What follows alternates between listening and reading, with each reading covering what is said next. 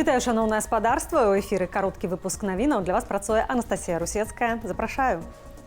Пункт пропуску Бераставіца на мяжы Беларусі з Польшчай урачыста адкрылі пасля рэканструкцыі, нягледзячы на закрыты з польскага боку пункт Баброўнікі.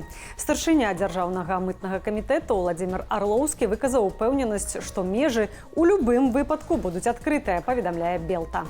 Паводле Арлоўскага, самае галоўнае – камфортныя ўмовы для перасячэння мяжы. Нагадаем, Міністэрства ўнутраных справаў і адміністрацыі Польшчы абвясціла аб закрыцці руху праз пункт пропуску Баброўнікі ў лютым 2023 года. Рашэнне аргументавалі меркаваннямі нацыянальнай бяспекі.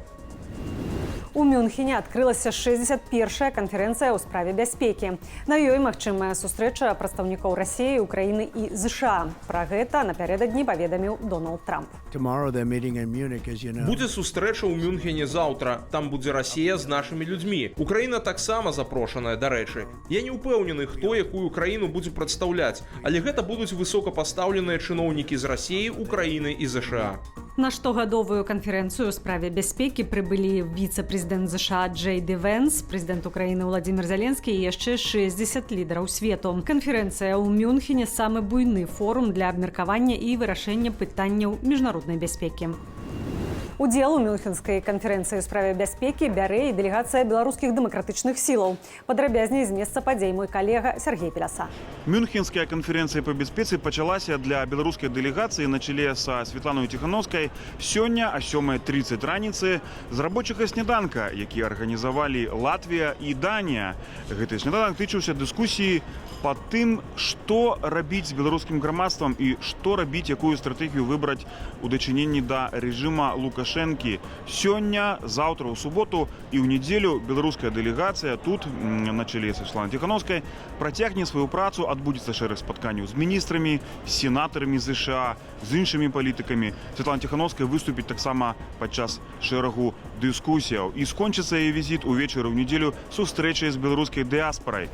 Мы будзем працягваць асвятляць падзеі і больш распавядзем сёння у аб'ектыве роўна о 20:00. Расія ударила па Чарнобыльскай АЭС. Беспілотнік трапіў у саркафаг, які абараняе ад радыяцыі разбуранага 4-га энергаблоку станцыі. Паводле прэзідэнта Украіны Владзіміра Зеленскага, дрон меў фугасную баявую частку. Ахова аварыйнага блоку была пашкоджаная, але пажар пагасілі. На ЧАЭС запэўнілі, што радыяцыйны фон на пляцоўцы пакуль не змяніўся. Інцыдэнт зафіксавалі эксперты маніторынгавай місіі МАГАТЭ, якія на сталай аснове працуюць на Чарнобыльскай АЭС. Гэтае ўкрыццё Украіна будавала разам з іншымі краінамі Еўропы і свету, разам з Амерыкай, з усімі, хто хоча сапраўднай бяспекі для людзей. Адзіная дзяржава ў свеце, якая можа атакаваць такія аб'екты, акупоўваць тэрыторыі атамных станцыяў і весці баявыя дзеянні, увогуле не звяртаючы ўвагу на наступствы, гэта сённяшняя Расія. І гэта тэрарыстычная пагроза ўсяму свету. Александр Лукашенко дазволіў кіраваць трактарам з 17-гадовага ўзросту. Гэта вынікае з падпісаных зменаў у закон аб дарожным руху. Паводле прэсавай службы Лукашэнкі, гэта дазволіць актыўна прыцягваць навучэнцаў установаў прафесійна-тэхнічнай адукацыі да пасяўной і уборачнай. Згодна са зменамі, 17-гадовыя змогуць кіраваць самаходнымі машынамі сельгаспрызначэння, а таксама колавымі трактарамі з рухавікамі магутнасцю да 110 кілаватаў. Сельская гаспадарка адчувае недахоп кадраў цягам апошніх гадоў. Каб вырашыць праблему, прыцягваюць спецыялістаў з іншых галінаў эканомікі.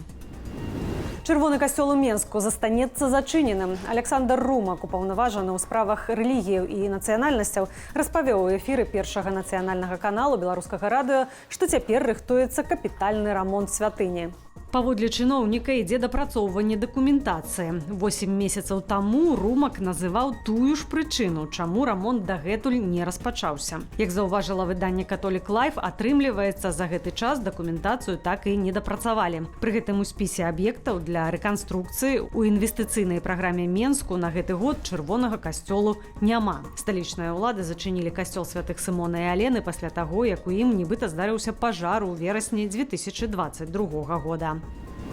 Сёння ў выходныя Дзяржаўтаінспекцыя вядзе ўзмоцнены кантроль на дарогах. Пад асаблівай увагай захаванне хуткаснага рэжыму, праезд крыжаванняў і пешаходных пераходаў. Таксама пракантралююць стан зімовых шынаў, цвярозасць кіроўцаў і наяўнасць правоў. Спецпадраздзяленні ДПС «Страла» правераць населеныя пункты і аўтадарогі Берасцейскай і Гомельскай вобласцяў. Кіроўцаў заклікаюць не рабіць рэзкіх манеўраў, а пешаходаў быць пільнымі на пераходах. Апошнія 10 гадоў большасць беларусаў выбірае шлюбную цырымонію на беларускай мове. Пра гэта паведаміла кансультантка ўпраўлення натарыяту і ЗАГСа ў Міністэрства юстыцыі Алена Семянюк. Сярод элементаў вяселля па-беларуску яна назвала рушнікі, хлеб-соль, пошук пярсцёнкаў у збожжы і наказы маладым. Каля 70% зарэгістраваных шлюбаў праводзяць ва ўрачыстай абстаноўцы. Паводле Семянюк традыцыяй таксама сталі шлюбная цырымонія паводле індывідуальнага сцэнару. Сярод леташніх прыкладаў вішнёвае вяселле на вішнёвым фэсце ў Глыбокім і віп-люкс «Людзі ў чорным», дзе нявеста ў белым, а жаніх і госці паводле дрэс-коду ў чорным. Калі вы глядзіце гэты выпуск у Ютубе, заклікаю ставіць упадабанні і каментаваць, калі для вас гэта бяспечна. Для вас працавала Анастасія Русецкая. Вынікі дня глядзіце вечарам у аб'ектыве.